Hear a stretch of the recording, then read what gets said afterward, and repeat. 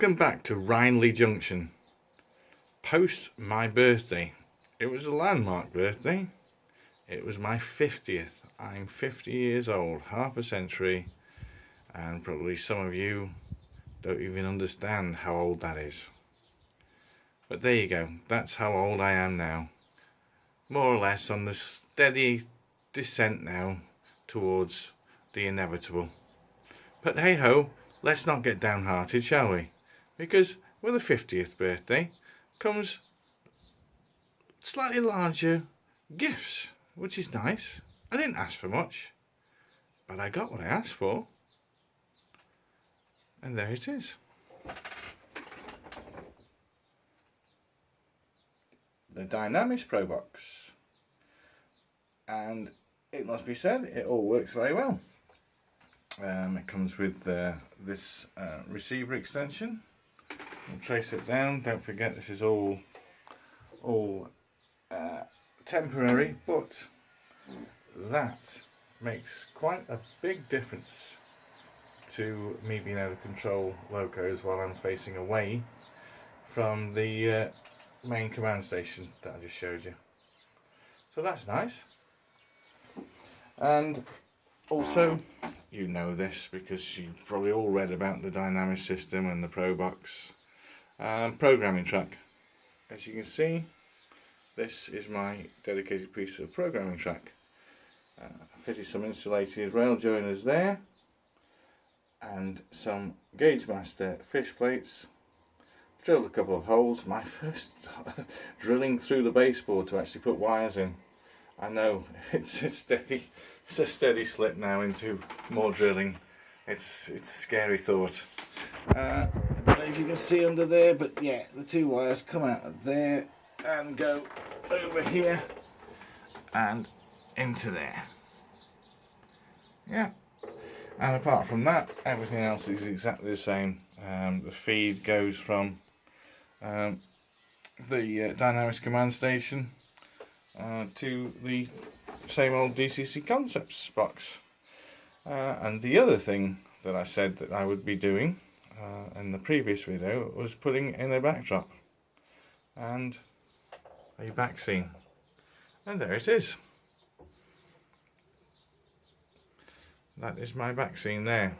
Now, I'm fairly happy with it, but, and I'm going to say this and I don't care, I bought some of that Deluxe Materials back scene adhesive and it was rubbish. Absolutely rubbish. I'm going to actually show you what I bought because for the amount of money I spent on it, £8 this cost me. £8 for this View Glue it's called. And it, for me, it doesn't do the job at all. It just didn't stick it down. We stuck it down eventually, but it took absolutely ages. I know it's meant to be there to the lack of adhesive qualities is there to allow you to position the things in place, but it needed to be more sticky than it was. I don't know if you can see wrinkles there. I'm still not completely happy with that. That's a bit disappointing, but I'm going to have to put up with it.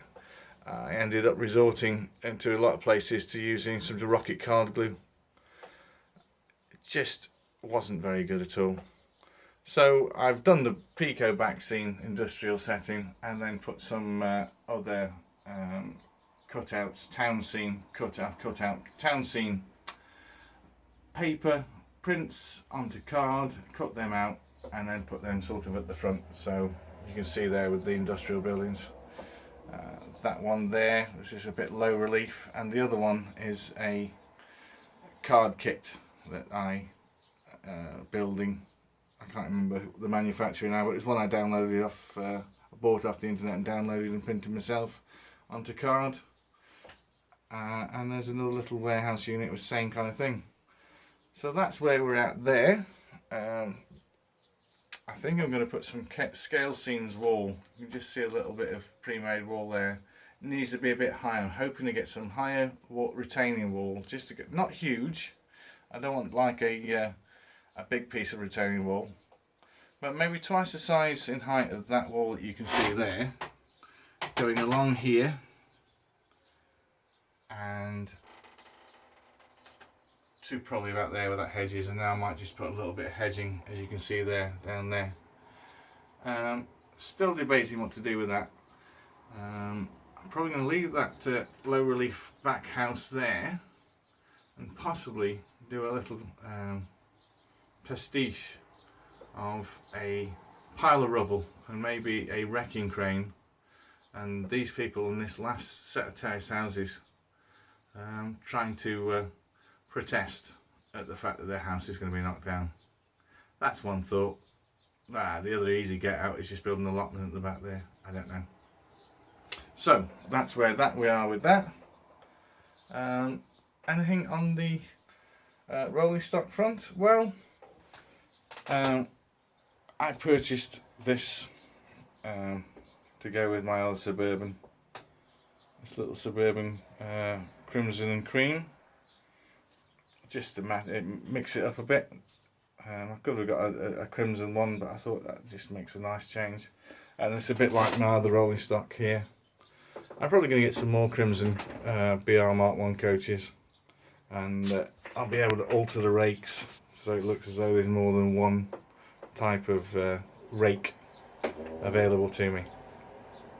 So the only other bigger piece of news, I suppose, is this Class 24. Still trying to work out what I'm going to do with handrails. I may well get a Brassmaster brass etchings kit that comes with some handrails. Still looking into that, or I'll stretch some sprue out. Still don't know. But I've fitted now some standard hook couplings because these were KDs before, and the same goes with the Class 45 that I bought. I know it's a retrograde step, but I've kept the KDs in case any point in the future I need to. But I've heard that they don't particularly like sharp radiuses, and I'm not sure that my radiuses are shallow enough, large enough for the KDs to go around. So we'll see. But I've kept them anyway. But the other thing that's happened to this is, you'll see, you'll hear. Yeah, fitted a sound decoder.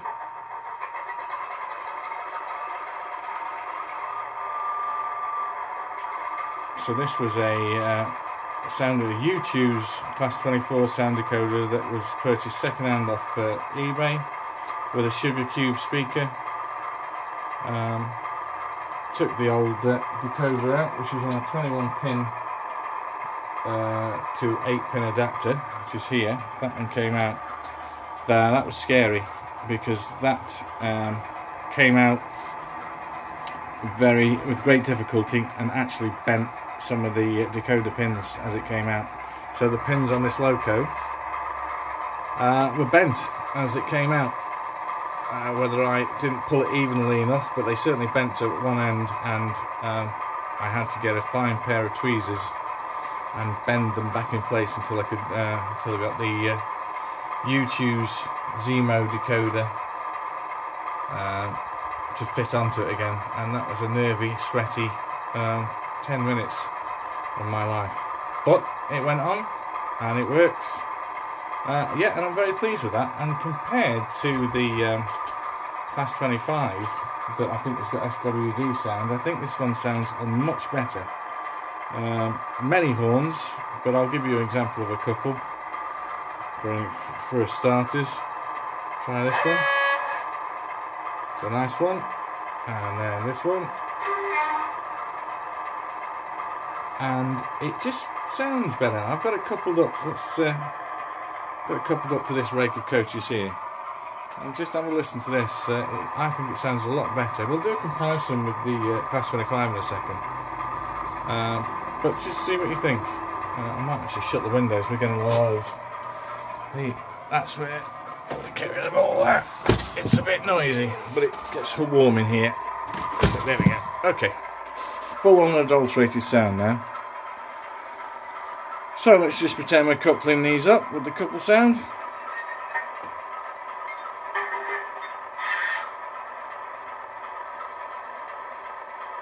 Another horn. And we'll accelerate around. Oh, he's done it again. The man's a fool. One day. That sound is when you change direction. I don't know what that is. Is it vacuum pipes or something? The vacuum connectors? Don't know. Anyway, the lights seem to go on anyway. That's what I should always have the lights on so I can tell which direction I'm going. Okay, we'll try again.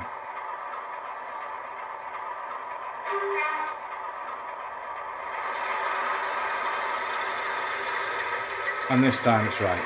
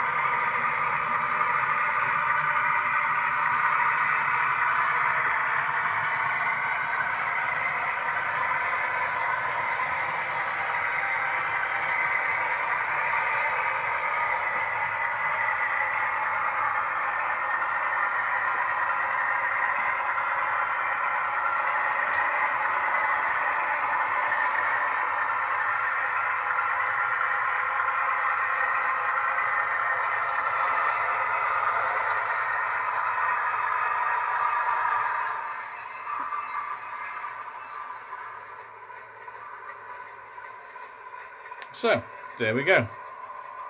I think that sounds quite good.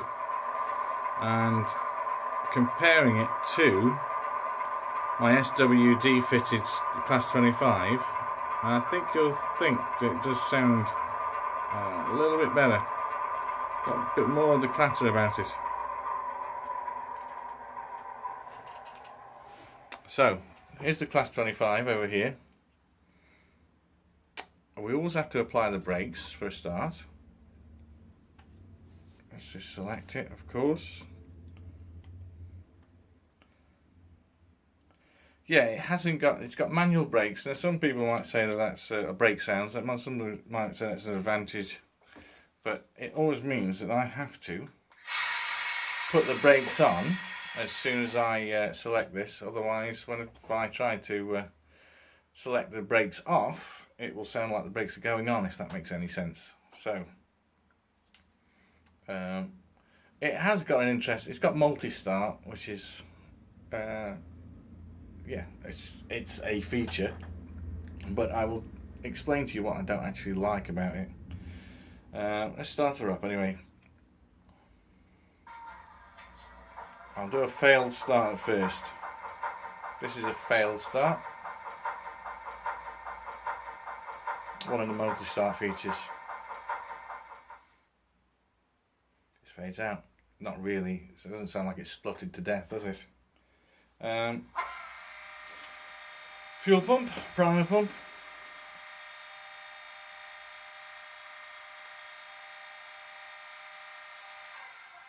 Okay, now I'll start her up.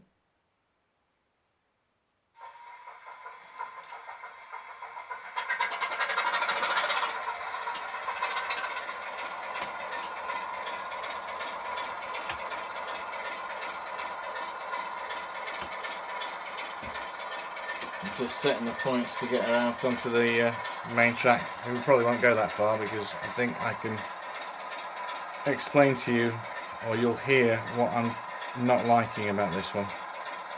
So, lights on. We're facing the right way. Give it some horn. Perfectly good horn. Okay, we'll take her up to speed setting 9.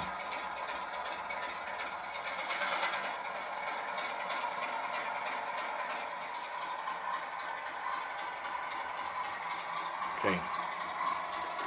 Acceleration's a bit fast for going up speed 9, but it's when it makes its transition into full throttle. I just don't think it sounds very realistic. Have a listen. It's straight in. There's no.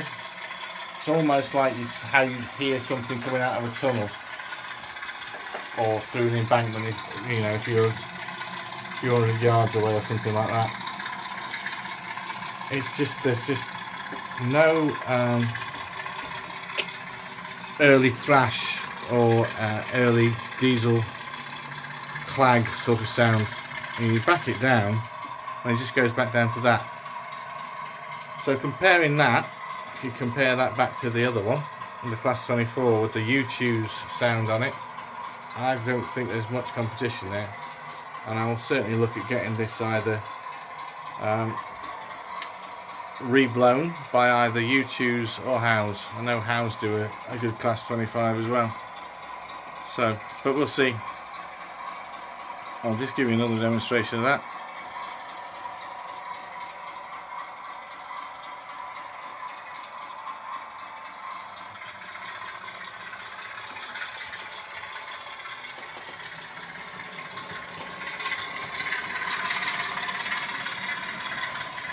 I mean, there's nothing wrong with the sound per se.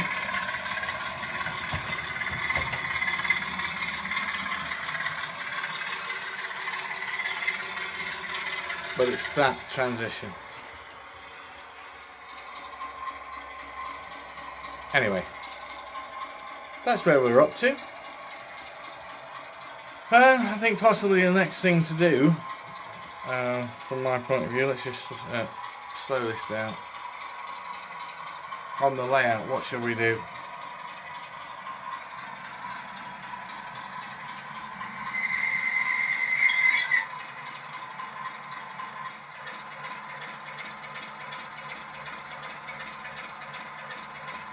So wait for that to go dry down. There we go. It's dying down now. Yeah, I think I'm looking at doing some electric point control, and it may well be for this, at least for these up here, because they're difficult to get to. I think I'm going to be doing surface point motors, and I think I'm going to do that first pair, and I'm going to try and do it non-DCC, so analog control, because I prefer to use my Dynamis for local control, and then I'll have a separate probably switching unit here with some switches for points. I have this this part here, sort of. I like that over here or a bit further back, I don't know, but certainly I need to investigate some analog control for point motors. So maybe some Pico, a couple of Pico surface mounted motors over there. I'm not that bothered about realism, you can probably tell it's a model railway. Doesn't have to be the end of the world. We can always disguise them with bits and bobs. But I need to investigate and see how it all works out. I think I'm going to invest in a Gauge Master powered CDU, which will give me the power supply and the capacitor discharge unit all in one. I'll then be able to want to connect 2 points, the pair of points there for the crossover coming from the outer loop to the secondary loop, or second outer loop, I don't know what you'd call it. Yeah, I want to connect that to one switch that fires that there and that there at the same time, and that's why I'll need a CDU. And once I've got that working, it will be getting a pair at a time, I guess. And once I've done that, I can then start to think about ballasting that section of track. And that's what we're at. I'll keep looking at this slope and this slope. I know that's got brick, but I've never been happy with that. I'm gonna have to look into actually getting that done, but it's a slow business. And I look at it and I look at my skills, and I become very daunted by the whole thing. But you can only do what you can do, and I will do my best.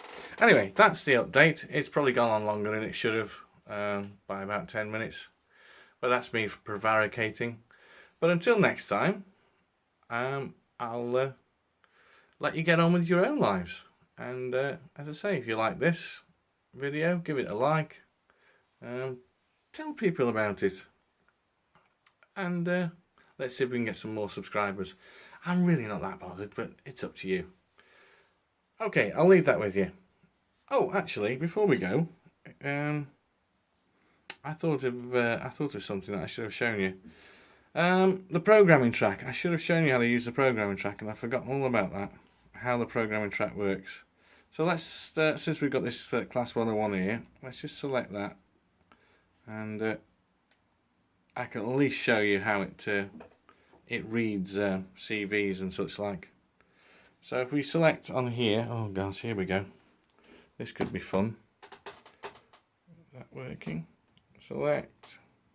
Oh, I can't see. Okay. You're not going to be able to see that until I come back because I'm left-handed. Program. Select. You want to program on service track. Okay, program on service track. Select. And let's just say, shall we select CV3, which is acceleration. And you can see there's the option to read it. So, let's read. I'll have to point this on here. We can hear that now. There we go. And that is the current value. And if we were to go back to it and select value 4. Oh no, let's go back. Value 4. And select read again.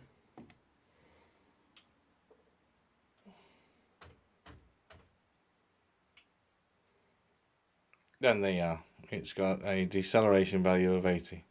So that's quite a nice nifty little feature. It also means that I don't have to take all the locos off the track when I want to program one or write a new address. So yeah, it's writing new addresses that was the problem on the main track. I would have to take every existing loco off the main track to write an address for a new loco that maybe came with a default of 3 or any other address. Rewriting addresses meant taking all the locos off. With this programming track now, I can just bring one onto here, program it how I want it, or write the address how I want it, and it's done. So that's just a little advantage, the way I look at it. And the other benefit of this Dynamis is if I ever had any friends, which I know I haven't got that many nowadays, I could buy another handset, or they could bring another handset if they had Dynamis systems, and we could play trains together. But anyway, that's another feature, up to 4 handsets I believe. So yes, that was an addendum, and I will now definitely leave you. Have a nice week, and I will see you soon for the next update. Take care. Bye.